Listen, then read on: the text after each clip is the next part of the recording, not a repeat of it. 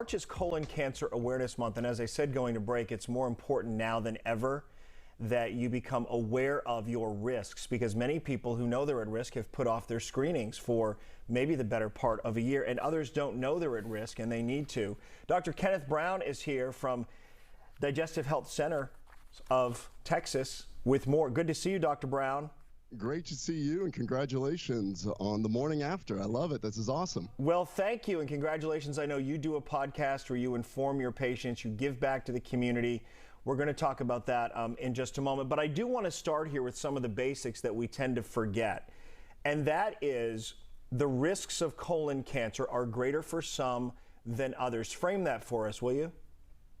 So first of all, colon cancer is the second leading cause of death in the United States.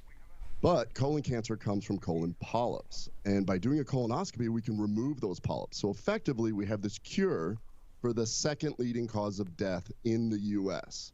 And a lot of people don't realize that it is completely preventable. And the key is to get your colonoscopy in time. So it used to be that the screening guideline was 50 years old, but they've just changed it recently where now we are now recommending, and the different societies are recommending, that you get a colonoscopy at age 45 because they're seeing that millennials are having a higher incidence of colon cancer than their parents. Why so is that? Do we know? Are age 45. Do we know why that is?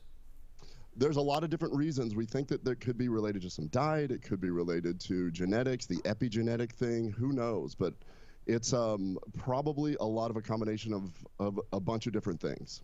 I think it's important for people to know that you and I met about 10 years ago doing this exact segment. And at that point, I just casually said to you, my father's father died of colon cancer and my mother's sister died of colon cancer. What are my risks? And you said you need to get a colonoscopy now. And what we're seeing here is the removal of a polyp. I had a precancerous polyp.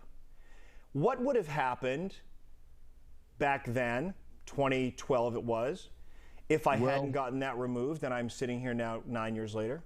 So that's the fear, is that when we did your colonoscopy, just like this animation showed, we're able to cut that polyp out really easy, and it's effectively a cure. Now imagine if we had not met and you went another 10 years without having that screening exam done, that polyp would have continued to grow and then eventually could have turned into cancer.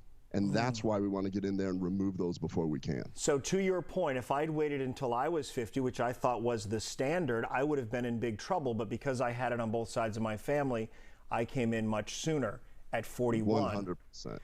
Yeah. So if you do have a family history, make sure that you come in at age 40, believe it or not. So if you have a first-degree relative that has a colon polyp, come in at age 40. So what you said, I just want to stress it again.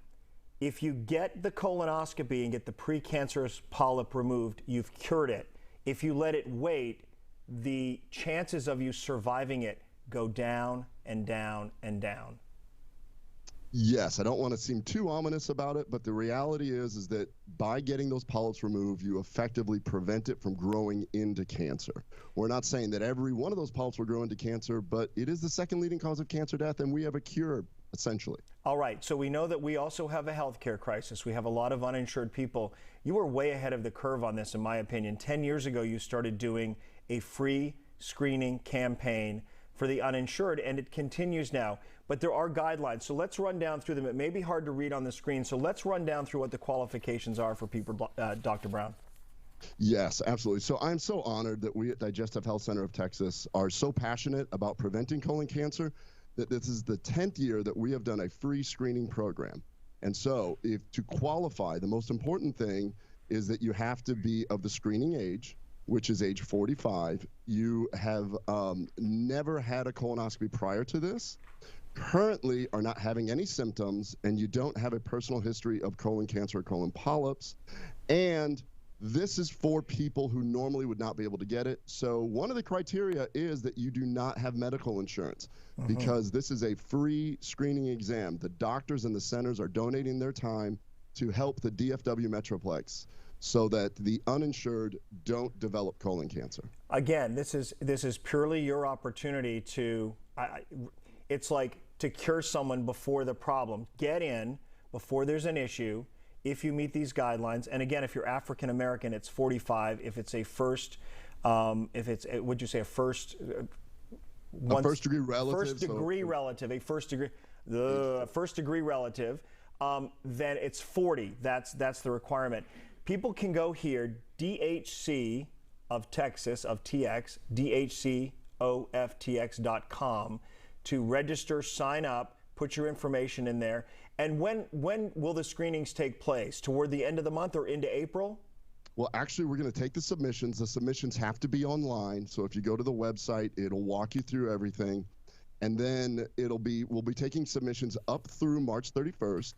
And then the screenings will actually take place in April. So we're going to get this done very quickly.